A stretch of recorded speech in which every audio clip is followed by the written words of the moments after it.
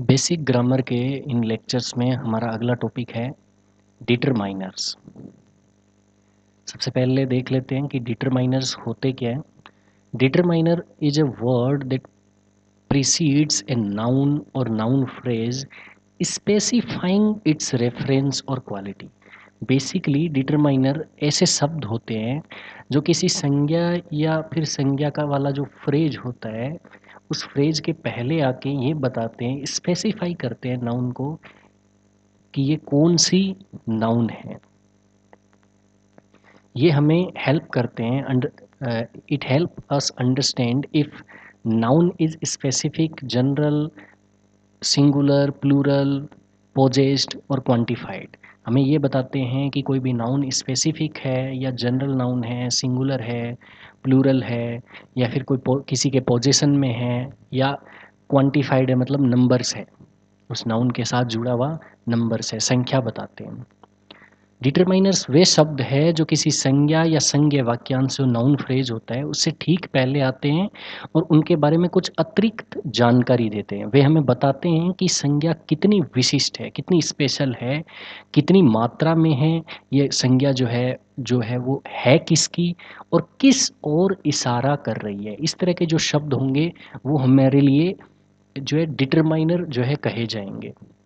आप इन्हें संज्ञा के परिचयकर्ता या निर्धारक कह सकते हैं। ये संज्ञा के अर्थ को स्पष्ट और सीमित करते हैं।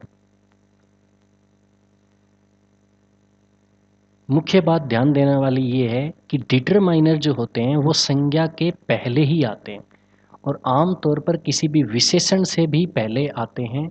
अगला टॉपिक जो हम देखेंगे वो विशेषण देखेंगे, लेकिन पहले डिटरमाइनर देख लेते हैं। इन दोनों के बीच में काफ़ी कम जो है अंतर होते हैं, क्योंकि प्रोनाउन, एडजेक्टिव्स और डिटरमाइनर काफ़ी हद तक जो है क्या होता है सिमिलर से होते हैं और बहुत सारे ऐसे वर्ड्स होते हैं जो इन तीनों कैटेगरीज में यूज़ किए जा सकते हैं। इसलिए इन तीनों के बीच में जो की डिफरेंस है वो देख लेते हैं क्या अंतर होता है। अब अगर कार्य की बात करें तो संज्ञा को निर्धारित या विशिष्ट करना जो है क्या होता है, एक डिटरमाइनर का काम होता है।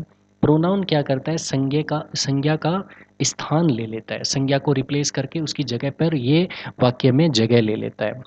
वहीं संज्ञा या सर्वनाम की विशेषता बढ़ाना जो है ये एडजेक्टिव का काम होता है।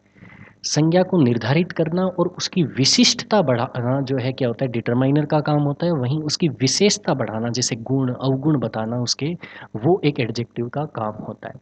अब वाक्य में अगर इनकी स्थिति देखोगे तो ये हमेशा जो है डिटरमाइनर्स जो है संज्ञा के ठीक पहले आते हैं।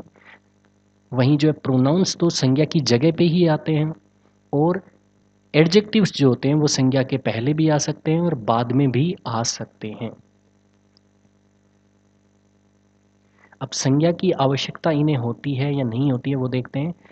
अब डिटरमाइनर को हमेशा जो है संज्ञा की आवश्यकता होगी। अगर अकेले वो आ रहे हैं तो वो ज़रूर जो है डिटरमाइनर नहीं होंगे। हो सकता है कि वो डिटरमाइनर जैसे दिखते हो लेकिन वो डिटरमाइनर नहीं होंगे। अब दूसरे केस में जो है प्रोनाउन जो होते हैं वो संज्ञा के स्थान पर आते हैं, नहीं कि उनके साथ में। और एडजेक्टिव्स जो होते हैं वो संज्ञा के साथ भी आ सकते हैं और अकेले भी आ सकते हैं जब वे किसी सर्वनाम की विशेषता बताए या एक पूरक के रूप में। जैसे हमने पढ़ा था सब्जेक्ट कॉम्प्लीमेंट और ऑब्जेक्ट कॉम्प्लीमेंट, उस तरह से जब वो एडजेक्टिव काम कर रहे हो तब वो अकेले भी आ सकते हैं। फिर संख्या की बात करें, एक संज्ञा के साथ आमतौर पर एक ही मुख्य डिटरमाइनर होता है, एक से ज़्यादा आमतौर पर डिटरमाइनर्स नहीं यूज़ किए जाते हैं। वहीं प्रोनाउंस जो है बिल्कुल जो है स्वतंत्र शब्द होते हैं, और संख्या के मामले में एडजेक्टिव्स जो होते हैं वो कई सारे एक संज्ञा के साथ आप इस्तेमाल कर सकते हो। अब अगर आप इन्हें हटा दो उस वाक्य में से, तो वाक्य से हटाने पर डिटरमाइनर्स को अगर आप हटा देते हो तो अक्सर मुश्किल और असंभव हो जाता है उस वाक्य का बनना या उसे कोई भी अर्थ देना, क्योंकि वो अर्थ जो है पहचानने के लिए बहुत ही ज़्यादा महत्वपूर्ण होते हैं। दूसरी ओर प्रोनाउन की अगर हम बात करें तो इनके बिना वाक्य का अर्थ बदल सकता है, क्योंकि वे संज्ञा की स्थान पर ही लिखे जाते हैं। एडजेक्टिव्स जो होते हैं वो अक्सर जो है क्या होते हैं, आपके वाक्य से हटाए जा सकते हैं। वाक्य फिर भी व्याकरण और ग्रामेटिकल रूप से सही रहेगा, बस विवरण कम हो जाएगा। जो आपने एक्स्ट्रा डिटेल जोड़ी है, गुण अवगुण जो भी जोड़े हैं वो कम हो जाएंगे, लेकिन वाक्य का अर्थ फिर भी कुछ ना कुछ जरूर बनेगा। उदाहरण के लिए देखते हैं, जैसे माई बुक जो है, ये जो बुक नाउन है उसके साथ में आपने माई लिखा, this car, some water, the sun, ये सारे जो डार्क कलर में लिखे हुए हैं ये सारे डिटरमाइनर हैं।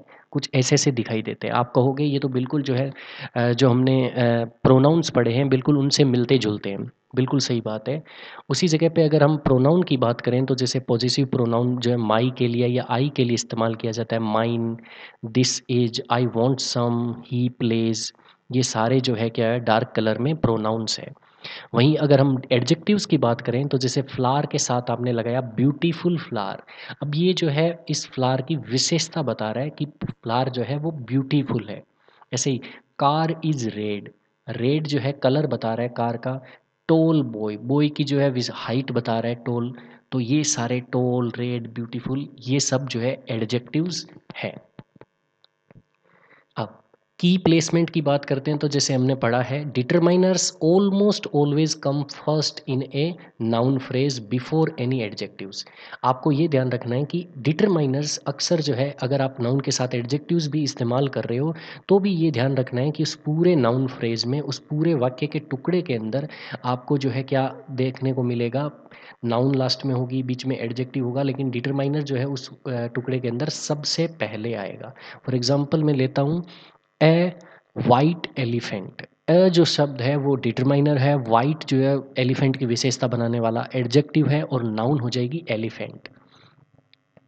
अब यहाँ पे ए इसलिए इस्तेमाल किया क्योंकि हमने ए जो है उससे नेक्स्ट वाला जो वर्ड है वाइट उसको देख के लगाया है। सीधा अगर एलिफेंट के साथ आप अगर आर्टिकल लगाते ए एन द में से तो एन एलिफेंट लगाते।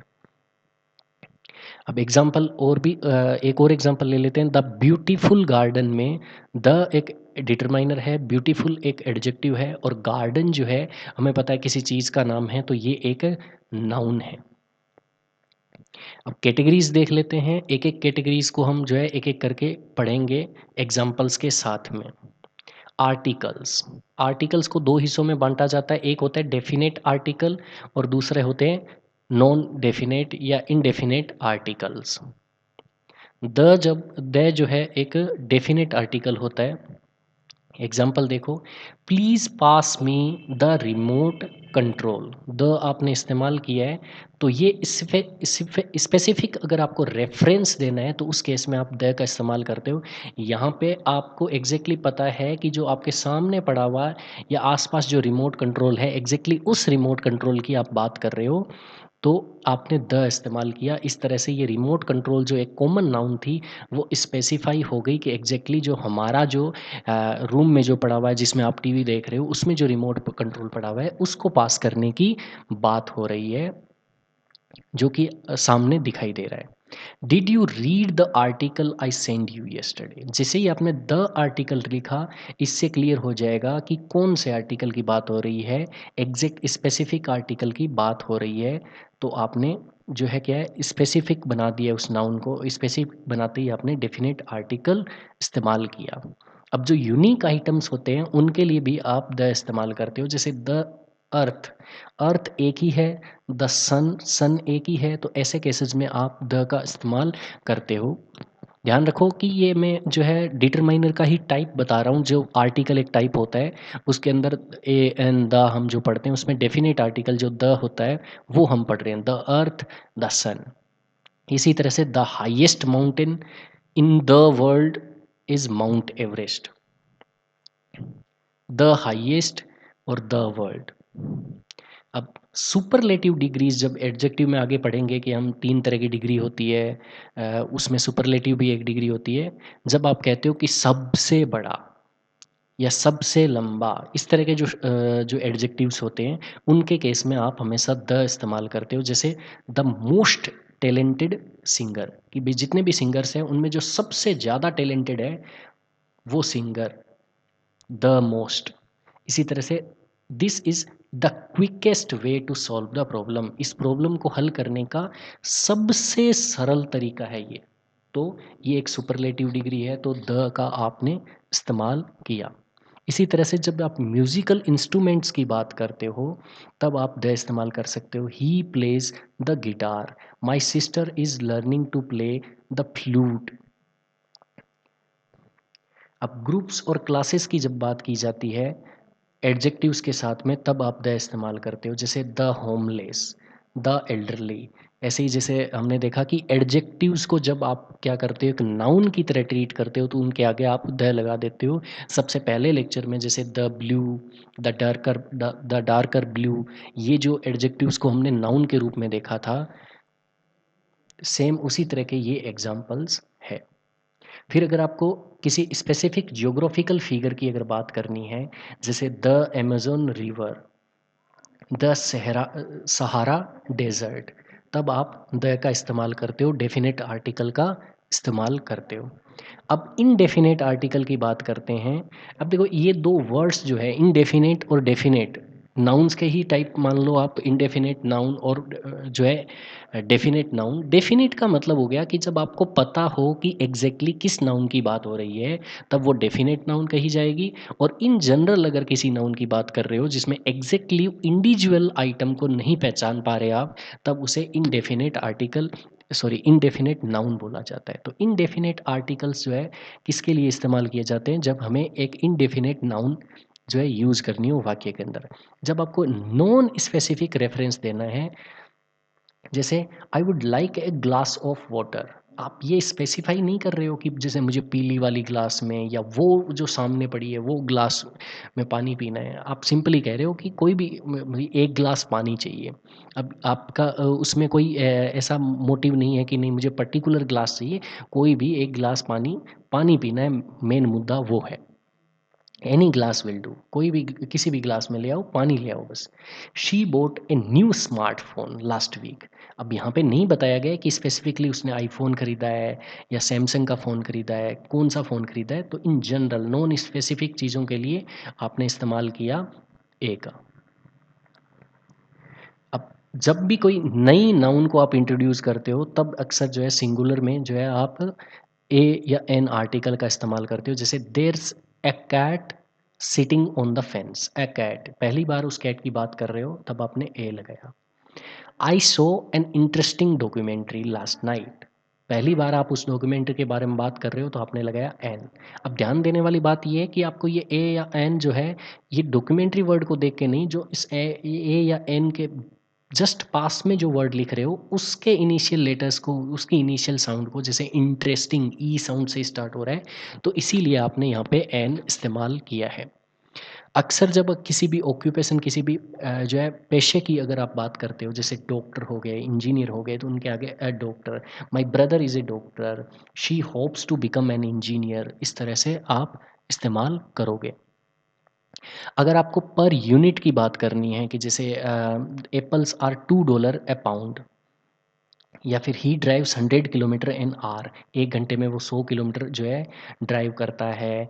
या 1 पाउंड जो है $2, 1 पाउंड एप्पल अगर आपको खरीदने हैं तो उसके $2 रुपए लगते हैं। तो ए पाउंड एन आर, ये एच से साउंड स्टार्ट हो रही है, लेकिन इसको जब इंग्लिश में स्पीक करोगे, बोलोगे, तब आपका एच साइलेंट होगा और इसे आर बोला जाएगा। साउंड से स्टार्ट होने की वजह से इसे एन आर्टिकल के साथ लिखा गया है। जब, अब इसमें स्पेसिफाई कर देता हूँ कि कब ए लगाना है और कब एन लगाना है। तो जब कॉन्सोनेंट साउंड के जस्ट पहले अगर आपको लगाना है तो ए लगाओ। A book, A yellow car, A European trip, you से स्टार्ट हो रहा है, स्पेलिंग ई से स्टार्ट हो रही है, लेकिन साउंड जो है यूरोपियन, यू कोई जो है आपकी वोवेल साउंड नहीं होती है, कोई स्वर नहीं होता है, ये एक व्यंजन है, इसलिए आपने ए यूरोपियन ट्रिप लिखा, नहीं कि an European trip. A unique, फिर यू से स्टार्ट हो रहा है, ये यू लेटर से स्टार्ट हो रहा है, लेकिन बोलते वक्त आप ये वाली ध्वनि निकल रही है, तो इसीलिए ए यूनिक अपॉर्चुनिटी लिखा, नहीं कि एन यूनिक अपॉर्चुनिटी। अब वोवल साउंड के पहले जो है ना, जैसे an apple, an orange, an honest person, यहाँ पे एच से स्टार्ट होने के बावजूद भी ओ ध्वनि के साथ हम ऑनेस्ट बोल रहे हैं, इसलिए एन लगाया। An R, an umbrella. ये देखो यू से स्टार्ट हो रहा है, यूनिक भी यू से स्टार्ट हो रहा है, लेकिन इस केस में आपने ए लगाया, इस केस में आपने एन लगाया। ये एन इस यू की वजह से नहीं, बल्कि बोलते वक्त इसको प्रोनाउंस ऐसे किया जाता है अम्ब्रेला, अ की साउंड आ रही है, इस वजह से आप एन लगा रहे हो, न कि यू की वजह से। ये पहला टाइप हो गया। इसमें दो तरह के जो हमने जो है आर्टिकल्स पढ़े, डेफिनेट आर्टिकल और इनडेफिनेट आर्टिकल। डेफिनेट आर्टिकल्स जब आपको एक एग्जैक्ट स्पेसिफिक नाउन की बात करनी हो, जिस नाउन के बारे में आपको पता है, और दूसरे केस में जब इनडेफिनेट आर्टिकल ए और एन इस्तेमाल करने हैं, कब, जब आपको नॉन स्पेसिफिक चीज़ों की बात करनी हो। अब ध्यान रख देने वाली बात यह है कि ये ए और एन का मतलब एक होता है, तो इसका मतलब अगर नाउन आपकी प्लूरल है, यहाँ पे जो है ए ग्लास ऑफ वाटर की जगह ग्लासेस ऑफ वाटर होता, तो फिर आप ए या एन नहीं लगाते। नेक्स्ट दूसरे टाइप के जो डिटरमाइनर्स होते हैं वो होते हैं डेमोन्स्ट्रेटिव।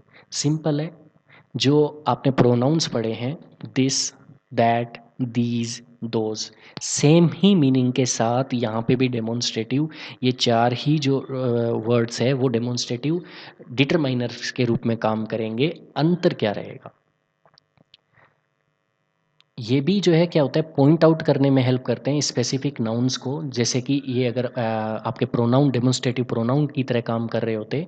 अंतर बस इतना है कि अगर आप इन वर्ड्स को अकेले इस्तेमाल करते हो, दिस इज माई होम, तो यहाँ पे जो दिस है ये अकेला आया हुआ है, तब तो वो एक डेमोन्स्ट्रेटिव प्रोनाउन है। लेकिन इसके साथ में अगर एक नाउन आई हुई है, तो सिंपली बस हम उन्हें डेमोन्स्ट्रेटिव डिटरमाइनर्स बोल देंगे। कहने का मतलब पास की कोई एक वचन चीज़ के बारे में आप बात कर रहे हो, सिंगुलर और पास में, तब लगाओ this. This coffee is delicious, ये कॉफ़ी, दिस कॉफ़ी मतलब ये जो कॉफ़ी जो मैं पी रहा हूँ, ये जो मेरे पास में पड़ी है। Could you please move this chair, मतलब ये जो पास में ही जो चेयर पड़ी है, क्या उसे आप मूव कर सकते हो। इसी जगह पे अगर प्लूरल्स की बात करनी हो और पास में कोई चीज़ हो, तो दीज का इस्तेमाल करना है हमें। These flowers are beautiful. ध्यान दो, देखो दीज को हमने नाउन के पास में लिखा, तब हम उसे डिटरमाइनर बोल रहे हैं, अदरवाइज वो क्या होंगे, प्रोनाउंस होंगे अगर अकेले आ रहे हैं। दीज फ्लावर्स का मतलब जो मेरे पास में, जो या मैंने हाथ में पकड़ रखे हैं, या पास ही के टेबल पे पड़े हुए हैं कोई भी। I need to organize these papers. These papers का मतलब आपके पास में ही जो पेपर्स पड़े हैं, चाहे शायद टेबल पे पड़े हों या आपके हाथ में हों। अब इसी तरह से जो दैट है, जब दूर की कोई चीज़ है और सिंगुलर है, तब आप दैट जो है डिटरमाइनर का इस्तेमाल करते हो। Look at that building. ध्यान देने वाली यहाँ पे बात ये है कि हमेशा आप देख पा रहे होंगे डिटरमाइनर यूज़ करते वक्त मैं नाउन हमेशा यूज़ कर रहा हूँ। लुक एट दैट बिल्डिंग मतलब जो सामने दूर दिखाई दे रही है उस बिल्डिंग, दूर जब एक वचन हो तब। That film we watched last year, एक स्पेसिफिक दूर के किसी डिस्टेंट टाइम की बात हो रही है। That film, do you remember that film we watched last year, पिछले साल जो फिल्म हमने देखी थी वह वाली फिल्म तुम्हें याद है क्या। अब इसी में अगर प्लूरल में दूर की कोई चीज़ की बात करनी हो, तो फिर आप दोज लगाते हो। Birds those birds flying high are eagles, मतलब जो दूर जो पक्षी हैं, पक्षी बहुवचन बर्ड्स इस्तेमाल किया गया है। इसी जगह पे अगर बर्ड लिखा होता तो आप लिखते that bird flying high is eagle. I need to return those books to the library, मतलब जो बुक्स अभी आपके पास नहीं है, दूर कोई कहीं पड़ी है, तब आप बात कर रहे हो। और वही अगर यही बुक्स जो है अगर आपके सामने टेबल पे पड़ी होती, तो आप लिखते I need to return these books to the library. अब फिर बात करते हैं पॉजेसिव डिटरमाइनर्स। पॉजेसिव प्रोनाउन हमने पढ़े क्या क्या थे। आई के लिए होता है माई, जो है वी के लिए होता है आर्स, यू के लिए योर्स, ही के लिए हिज, शी के लिए हर्स, दे के लिए देयर्स। उन्हीं जगह पे अगर आपको नाउन के साथ इनको इस्तेमाल करना है, तब वो पॉजिटिव डिटरमाइनर बन जाते हैं। लेकिन दिखने में, जैसे ऊपर वाले केस में हमने डेमोन्स्ट्रेटिव में देखा कि दिखने में वो वर्ड सेम टू सेम रहते हैं, वैसा जो है पॉजिटिव डिटरमाइनर्स के केस में नहीं होता है। जैसे जो पॉजिटिव डिटरमाइनर्स जो ओनरशिप को दिखाते हैं, क्लोज एसोसिएशन को दिखाते हैं, या स्वामित्व को दिखाते हैं, वो पॉजिटिव डिटरमाइनर्स कौन कौन से हैं। आई वाले केस में होता है माई, माई पासपोर्ट, मेरा पासपोर्ट, माई सिस्टर, मेरी बहन। योर के केस में योर फेवरेट कलर, तुम्हारा जो है फेवरेट कलर, योर कंप्यूटर, तुम्हारा कंप्यूटर, आपका कंप्यूटर, हिज हिज परफॉर्मेंस, उसकी परफॉर्मेंस जब बॉयज़ के लिए इस्तेमाल करना हो, हर स्माइल, उसकी मुस्कुराहट, हर डिसीजन, उसका फैसला। देख पा रहे होंगे होंगे आप कि बिल्कुल जो है ये क्या है, सिमिलर है प्रोनाउन से, बस क्या है पॉजेसिव डिटरमाइनर्स के केस में फॉर्म अलग यूज़ कर रहे हैं, डेमोन्स्ट्रेटिव के केस में जब चाहे वो प्रोनाउन हो चाहे वो डिटरमाइनर्स हो, दोनों ही केस में जो है सेम रहती है स्पेलिंग। लेकिन जब पॉजेसिव डिटरमाइनर की बात आती है तो वो पॉजेसिव प्रोनाउन से दिखने में अलग होते हैं, काम बिल्कुल उसी तरह से करते हैं।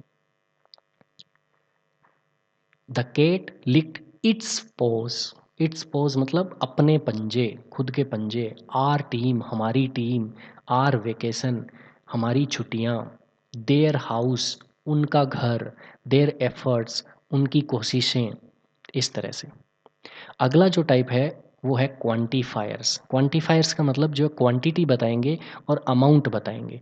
इनमें डेफिनेट क्वांटिफायर्स हो सकते हैं जो एग्जैक्ट नंबर बताते हैं किसी संख्या की, और नॉन डेफिनेट या इनडेफिनेट क्वांटिफायर्स होते हैं जो एग्जैक्ट नंबर नहीं बताते हैं।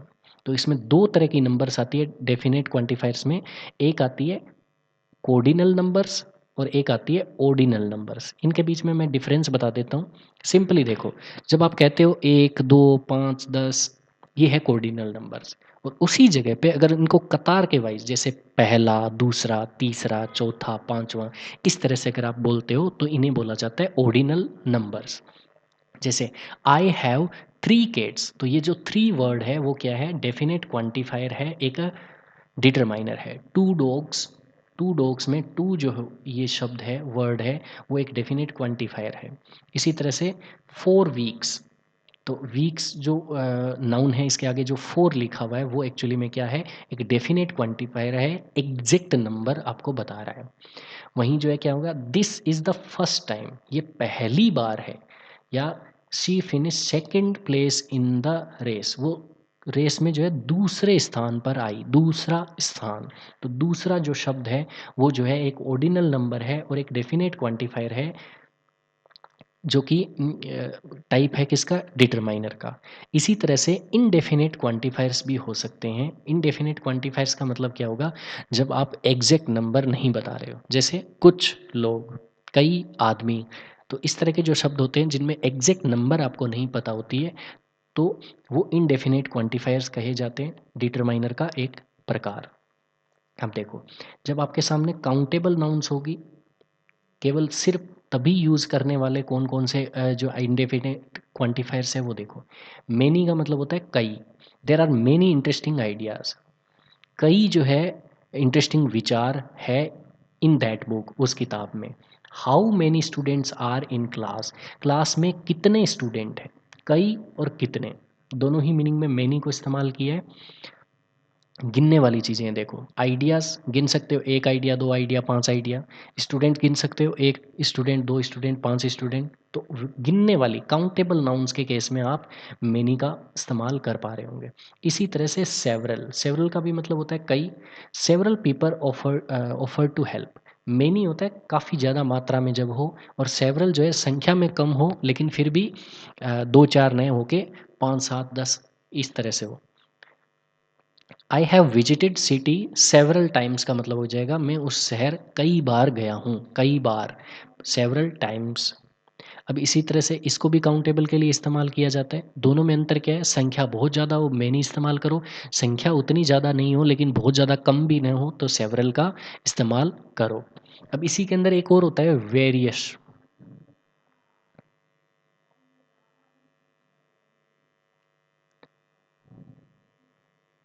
इसमें वेरियस में और सेवरल में अंतर ये रहता है कि अगर एक ही प्रकार के चीज़ों की बात हो तब आप सेवरल इस्तेमाल करो, और अलग अलग प्रकार की चीज़ों की बात हो तो आप वेरियस इस्तेमाल करो। मीनिंग लगभग दोनों का सेम होता है। फॉर एग्जांपल मैं ये कहूँ कि आई सोल्ड सेवरल बुक्स, मैंने कई सारी किताबें बेची, तो इसका मतलब ये होगा मैंने एक ही प्रकार की कई सारी किताबें बेची है। उसी जगह पे अगर मैं कहना चाहूँ कि मैंने कई किताबें बेची, लेकिन वो क्या है, कुछ गणित की थी, कुछ अंग्रेजी की थी, कुछ जो है कहानियों की किताबें थी। इस तरह से अगर कहना है तो I would say I sold various books. बस इतना ही अंतर होता है सेवरल और वेरियस में। बोथ का मतलब होता है दोनों। Both options are equally good. दोनों ऑप्शंस जो है बराबर अच्छे हैं। Both of my parents are teachers. मेरे दोनों जो पेरेंट्स हैं वो टीचर्स है। इसी तरह से ए कपल ऑफ का मतलब भी हो जाएगा काफ़ी सारे। I will be back in A couple of minute. मैं थोड़े ही मिनट्स में, कुछ ही मिनट्स में जो है वापस आ जाऊंगा। He bought a couple of friends to the party. वो कुछ दोस्त जो है अपने पार्टी में लेकर आया। ध्यान देने वाली बात ये कि ये जो many, several, both, couple of, ये सारे काउंटेबल नाउन्स के केस में यूज़ किए जाएंगे। आप many voter, several voter, both voter, इस तरह से जो नॉन काउंटेबल नाउन्स होती है उनके साथ आप इनका इस्तेमाल नहीं कर सकते हो। अब इसी तरह से तो कौन कौन से ये जो नॉन डेफिनेट या इनडेफिनेट जो आपके डिटरमाइनर होंगे, क्वांटिफायर्स होंगे, वो कौन कौन से हैं जिन्हें नॉन अनकाउंटेबल नाउन्स के साथ आप इस्तेमाल कर सकते हो। जैसे मच, मच और मैनी बिल्कुल एग्जैक्ट सेम मीनिंग होल्ड करते हैं, बस ये नॉन काउंटेबल के लिए इस्तेमाल किया जाता है। देर इजेंट मच टाइम लेफ्ट, कि ज़्यादा टाइम नहीं बचा है। How much sugar do you want in your T, अपनी जो है चाय के अंदर कितनी आपको चीनी चाहिए। इसी तरह से आते हैं little, a little, the little. तीनों का बेसिकली मतलब ये जो है इनका डिटेल में जो है ना आगे बताऊंगा मैं। ये क्या यूज़ होते हैं, अनकाउंटेबल के लिए यूज़ होते हैं। लेकिन थोड़ा सा क्या है, इन तीनों के बीच में डिफरेंस समझाने के लिए थोड़ा डिटेल में बताऊंगा आगे। कंटिन्यू करते हैं। कुछ ऐसे जो है क्वांटिफायर्स भी होते हैं जो काउंटेबल के लिए भी इस्तेमाल किए जा सकते हैं, अनकाउंटेबल के लिए भी इस्तेमाल किया जा सकता है। All the children were excited, all the information is available online. अब देखो, ऑल वोटर लिख सकते हो, ऑल चिल्ड्रन लिख सकते हो, चाहे काउंटेबल हो या अनकाउंटेबल हो। इन्फॉर्मेशन काउंटेबल नहीं होती है। इसको काउंटेबल काउंटेबल बनाने के लिए आप ऐसे लिखते हो ना, a piece of information, two pieces of information, इस तरह से बताया था जब नाउन पढ़ाई थी। ये काउंटेबल नहीं होती है, एब्स्ट्रैक्ट नाउन होती है। तो इसके केस में भी all the information is available online लिख पाए आप। और जो चिल्ड्रन जिन्हें गिना जा सकता है उनके लिए भी all the children were excited ऐसा लिख सकते हो। इसी तरह से होता है सम। सम का मतलब कुछ। Would you like some tea, क्या तुम थोड़ी चाय लोगे। I bought some new clothes, clothes को गिन सकते हो, टी को नहीं गिन सकते, फिर भी दोनों केसेस में सम का आप इस्तेमाल कर पा रहे हो। इसी तरह से होता है any. Do you have any questions. Interrogative और नेगेटिव दो केसेस में जो है एनी सम की जगह आप क्या करते हो, एनी इस्तेमाल करते हो। दोनों का मीनिंग बिल्कुल सेम सा होता है। अगर पर्सन पूछना है आप एनी का इस्तेमाल करो। अगर आपको पर्सन के जो किसी भी जो है सेंटेंस के अंदर नोट लगा के सेंटेंस बनाना है, मतलब नेगेटिव सेंटेंस बनाना है, तब आप सम मत इस्तेमाल करो, एनी इस्तेमाल करो। Do you have any questions. यहाँ देखो, ध्यान देने वाली बात यह है कि हम इन्हें जो है क्या होते हैं, एज ए प्रोनाउंस भी पढ़ते हैं, लेकिन साथ में देखो जैसे ही एनी के बाद में हमने क्वेश्चंस लगा दिया, ये नाउन लगा दिया, तो फिर ये डिटरमाइनर का काम कर रहा है। Same case, I don't have any cash on मी। तो एनी के बाद में कैश आते ही जो है ये क्या हो गया, एक डिटरमाइनर बन गया। अब ध्यान देने वाली बात, जैसे अभी मैंने बताया नेगेटिव के केस में आप यहाँ पे नहीं, ऐसे नहीं लिख सकते I don't have some cash on me, आप लिखोगे I don't have any cash on me. अगला, no. No students were absent today, कोई भी स्टूडेंट आज अपसेंट नहीं था। There is no reason to worry, no मतलब बिल्कुल भी नहीं। जीरो। अ लॉट ऑफ या लॉट्स ऑफ, इन्हें भी आप काउंटेबल और नॉन काउंटेबल के लिए इस्तेमाल कर सकते हो। जैसे रीज़न, रीज़न को जो है गिन नहीं सकते आप, तो there is no reason to worry ये लिखा। और नो स्टूडेंट्स, दोनों काउंटेबल नॉन काउंटेबल दोनों में नो का इस्तेमाल आपने किया। अब ये जो अलॉट ऑफ और लॉट्स ऑफ, ये भी जो है, जैसे वर्क को आप काउंट नहीं कर सकते, वहीं टूरिस्ट्स को आप काउंट कर सकते हो। दोनों केसेस में देखो, we have a lot of work to do, हमारे पास करने के लिए बहुत सारा काम है। Lots of tourist visit this place every year, बहुत सारे टूरिस्ट जो है इस जगह को विजिट करने आते हैं हर साल। इसी तरह से प्लेंटी ऑफ मतलब बहुत सारा, there is plenty of food for everyone, सभी के लिए बहुत सारा खाना है। We have plenty of time, हमारे पास बहुत सारा टाइम है before the train leaves, train के निकलने से पहले। फिर आता है मोस्ट। मोस्ट को भी जो है ना, मोस्ट पीपल इंजॉय म्यूजिक, लगभग सारे लोग, जब ऐसा बोल रहा हूँ ना कि मोस्ट मतलब बहुत सारे, इतने ज़्यादा कि लगभग जितने टोटल है उनके ही बराबर हो, जैसे एक दो को छोड़ के। Most most people enjoy music, मतलब ज़्यादातर लोगों को म्यूजिक पसंद आता है। मोस्ट ऑफ द वर्क, मतलब ये जो वर्क का हिस्सा है उसका लगभग मान लो 80-90% जो है इज़ फिनिश्ड। इस तरह से मोस्ट को भी जो है काउंटेबल और नॉन काउंटेबल दोनों के लिए आपने इस्तेमाल कर लिया। फिर आता है इनफ। इनफ का मतलब होता है पर्याप्त। Do we have enough chair for everyone, क्या हमारे पास सभी लोगों के लिए पर्याप्त चेयर्स है, मतलब जितनी चाहिए उतनी है कि नहीं है। Is there enough water for plants, क्या पौधों के लिए पर्याप्त पानी है। चेयर्स गिन सकते हैं, वाटर को नहीं गिन सकते, दोनों के केस में इनफ आप इस्तेमाल कर रहे हो, काउंटेबल और नॉन काउंटेबल दोनों के लिए। फिर आता है मोर। मोर का मतलब ज़्यादा। Could I have more coffee, क्या मैं थोड़ी सी कॉफ़ी और ले सकता हूँ, थोड़ी ज़्यादा। वी नीड मोर, मतलब अभी जितनी है उससे ज़्यादा। वी नीड मोर वॉलेंटियर्स, हमें ज़्यादा वॉलेंटियर्स चाहिए। कॉफ़ी नहीं गिन सकते, वॉलेंटियर्स गिन सकते हो, दोनों के केस में आप मोर का इस्तेमाल कर रहे हो। इसी तरह से लेस। लेस का मतलब होता है कम। ईट लेस शुगर, चीनी कम खाओ। There were less people than expected, जितना एक्सपेक्ट किया था उससे कम लोग थे। अब ध्यान देने वाली बात ये कि ये लेस जो है, वैसे तो हमने लिखा है कि काउंटेबल और नॉन काउंटेबल दोनों के लिए इस्तेमाल किया जाता है, लेकिन जो काउंटेबल नाउन्स होती है उनके केस में आप फ्यूअर लिखो तो ज़्यादा बेटर रहता है। लेकिन कॉमनली आजकल लेस जो है दोनों जगह पे यूज़ किया जाता है। तो काउंटेबल के केस में अगर fewer, there were fewer people than expected, ये ज़्यादा जो है ग्रामेटिकली करेक्ट सेंटेंस होता, लेकिन कॉमनली लेस अवेलेबल है, यूज़ कर सकते हो। There were fewer cars on the road today, ये जो है काउंटेबल नाउन्स के साथ यूज़ किया जाता है। ये इस लेस के साथ इसलिए लिख दिया गया है ताकि ये मीनिंग समझाया जा सके कि फ्यूअर के केस में आप लेस को आजकल कॉमनली यूज़ कर सकते हो, हालांकि ये जो है अनकाउंटेबल के लिए यूज़ किया जाता है। अब अगला टाइप है डिस्ट्रीब्यूटिव डिटरमाइनर्स। डिस्ट्रीब्यूटिव डिटरमाइनर्स क्या करते हैं, जब हमें ग्रुप में इंडिविजुअली एक एक मेंबर की अलग अलग बात करनी हो, जैसे हमने पढ़ा था ईच, एवरी, ये जो प्रोनाउंस भी होते हैं और ये डिस्ट्रीब्यूटिव जो डिटरमाइनर्स भी होते हैं। डिस्ट्रीब्यूटिव प्रोनाउन और डिस्ट्रीब्यूटिव जो डिटरमाइनर है, अंतर सिंपल सा है। जब भी डिटरमाइनर और प्रोनाउन के बीच में कन्फ्यूजन हो, अगर उस डिटरमाइनर उस वर्ड के बाद में अगर नाउन आ रही है तो फिर वो क्या होगा, एक डिटरमाइनर होगा। अकेला आ रहा है तो फिर वो प्रोनाउन होगा। अब ईच, ईच का मतलब हो गया फोकसेस, जो है focuses on every single member individually. Group का प्रत्येक मेंबर के पास अलग अलग जब जोर देना हो तब आप लिखते हो each. Each student receive a personalize feedback form, प्रत्येक स्टूडेंट के को जो है एक पर्सनलाइज्ड फीडबैक फॉर्म मिला। कहने का मतलब इसे भी, इसे भी, उसे भी, सबको, प्रत्येक स्टूडेंट को। अब इसके लिए एक एग्जांपल मैं लेता हूँ कि अगर मान लो कोई एक कक्षा है जिसके सारे बच्चे पास हो गए, नॉर्मल सी बात है, हमेशा पास होते हैं, तो आप ये लिख सकते हो कि all student pass the exam. बहुत सिंपल सी बात है। अब सपोज करो आपने सोचा भी नहीं हो ऐसी क्लास हो जिस क्लास के बच्चे मुश्किल से पास होते हो या फेल होने के आसार हो, अगर उस क्लास के सारे बच्चे अगर पास हो जाए तो तब तो आप जोर दे के कहना चाहोगे ना कि भाई ये भी पास हो गया, ये भी पास हो गया, ये भी पास हो गया।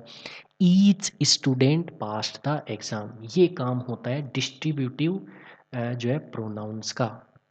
अब एवरी, एवरी जो है ऑल मेंबर्स को एक कलेक्टिव यूनिट की तरह रेफर करता है। ये ईच जो है एक एक करके बात करता है सबकी, और एवरी भी जो है डिस्ट्रीब्यूटिव है, लेकिन सब लोगों को एक ग्रुप मानकर बात करता है, एक तरीके से ग्रुप मानकर, कलेक्शन मानकर बात करता है। Looking at them as a part of a whole, ऐसा मान के जैसे कि पूरे कंप्लीट जो है होल है उसका एक हिस्सा है ये। और क्योंकि ये इसे कलेक्टिव यूनिट मानकर बात कर रहा है तो इसके साथ भी आपको जो है क्या होगा, एक वचन जो है मान के इसको चलना है। एक वचन नाउन इसके आगे आनी चाहिए।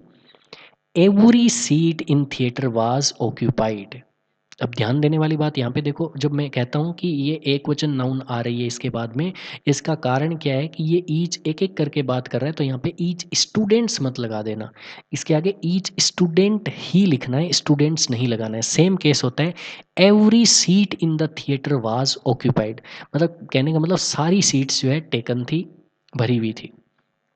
यहाँ पे एवरी सीट्स नहीं लिखना है।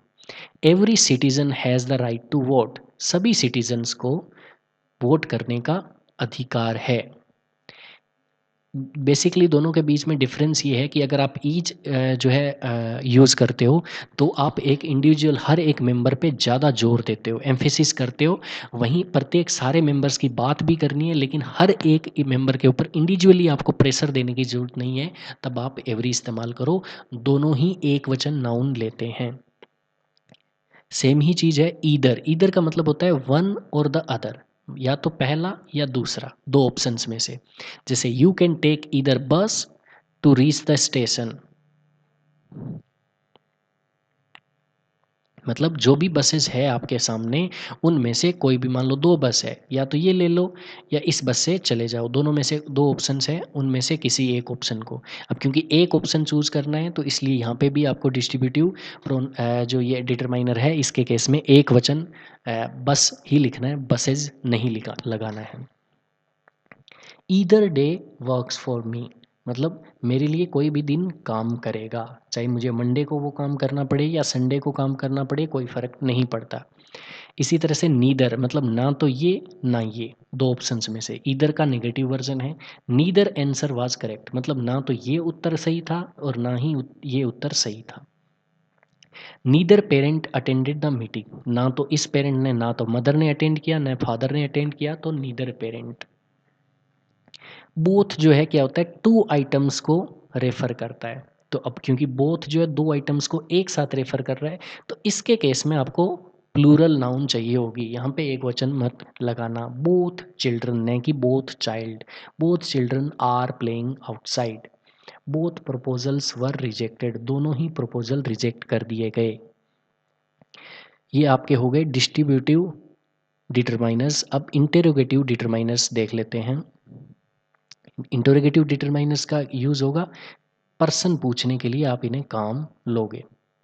विच, ask about a specific choice from a limited or known set, जो भी आपके सामने ऑप्शंस है, चॉइसेस है, उनमें से कोई भी एक चूज करना। जैसे which colour car are you buying, red और ब्लू, आपके पास दो ऑप्शन थे, रेड या फिर ब्लू, उसमें से आपको एक कलर चूज करना है। कौन सा कलर, ये देखो कलर एक नाउन आई है, इसके आगे विच आया, इसीलिए आप इसे प्रोनाउन ने बोल के एक डिटरमाइनर बोल रहे हो। Which book on the shelf is yours, कि शेल्फ में जितनी भी किताबें पड़ी है उनमें से कौन सी किताब तुम्हारी है। इसी तरह से वॉट, आस्क अबाउट जनरल या अनस्पेसिफाइड आइटम या टाइप और नेचर के बारे में अगर पूछना हो, what kind of music do you like, किस तरह का म्यूजिक तुम्हें पसंद है। What time it, what time is it, what challenges did you face. तो नाउन नाउन नाउन और इनके आगे वॉट वॉट लग के ये जो है एक इंटरगेटिव डिटरमाइनर बना हुआ है। हुज, जब पोजीशन के बारे में आपको पर्सन पूछना हो, तब एक इंटेरोगेटिव जो है डिटरमाइनर होता है जो पोजीशन को शो करता है। हुज मतलब किसका, किसकी, किसका कोट, हुज आइडिया, किसका जो है विचार, इस तरह से। अब इनडेफिनेट डिटरमाइनर देख लेते हैं। इनडेफिनेट डिटरमाइनर ये जो है क्वांटिफायर से अलग है थोड़ा सा, या उनसे आगे चल के। दीज रेफर टू जनरल और अनस्पेसिफाइड एंटिटीज, ये जनरल और जो अनस्पेसिफाई की हुई एंटिटीज होती है उनको रेफर करते हैं। फॉर एग्जांपल अनदर का मतलब हो गया वन मोर, इसको यूज करेंगे या इन एडिशन, एक्स्ट्रा। जैसे could I have another slice of pizza, मतलब अभी अभी आपने एक स्लाइस ऑफ पिज़्ज़ा खाया है और अब आप मांग रहे हो कि एक और पिज़्ज़ा जो है, एक और पिज़्ज़ा का जो स्लाइस है मुझे मिल सकता है क्या, एक्स्ट्रा वाला, एक और अनदर। ये भी एक डिटरमाइनर है, क्यों, क्योंकि ये भी एक नंबर बता रहा है। Let's try to find another solution, चलो कोई दूसरा, कोई और तरीका खोजते हैं। इसी तरह से अदर, अदर का मतलब डिफरेंट या एडिशनल, सेम उसी तरह से अनदर की तरह ही अनदर में क्या हो गया, वन मोर एडिशनल। वहीं इसमें अदर में जो है डिफरेंट अप्रोच की बात होगी। Do you have any other questions, मतलब इन जो अभी अभी क्वेश्चंस हैं इनके अलावा कोई दूसरा और क्वेश्चंस है क्या। Some people prefer coffee, others other prefer tea, कि कुछ लोगों को जो है कॉफ़ी पसंद आती है और दूसरे बाकी बचे हुए जो लोग हैं उन्हें जो है टी पसंद आती है। इसी तरह से सर्टेन, सर्टेन का मतलब जो है certain refers to specific but unnamed people, ये स्पेसिफिक लोगों को रेफर करता है लेकिन जिन लोगों का नाम नहीं है, चीज़ों का नाम नहीं बताया गया है। जैसे सर्टेन प्लांट्स, कुछ स्पेसिफिक पौधे, अब एग्जैक्टली ये इनकी लिस्ट है कि कौन कौन से पौधों पौधों की बात हो रही है, लेकिन यहाँ पे बताया नहीं गया है कि वो कौन कौन से पौधे हैं। जैसे certain plant require a lot of sunlight, कुछ पौधे होते हैं जिन्हें बहुत सारी धूप की ज़रूरत होती है।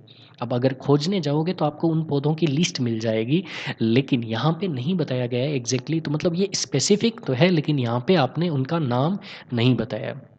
ऐसे ही a certain person told me the secret, नाम नहीं बताया गया सर्टेन कौन सा व्यक्ति था जिसने सीक्रेट बताया, लेकिन कोई स्पेसिफिक पर्सन है, हर किसी आम आदमी की यहाँ पे बात नहीं हो रही है। इसी तरह से सच, सच डिग्री और क्वालिटी पे जोर देता है। It was such a beautiful day, कितना सुंदर दिन था। ही शोड सच करेज, कि उसने कितना साहस दिखाया in the face of the danger, खतरे के सामने। इसी तरह से द अदर, द अदर का मतलब हो गया दो चीज़ों की जब बात कर रहे हो उसमें दूसरे वाला, द अदर।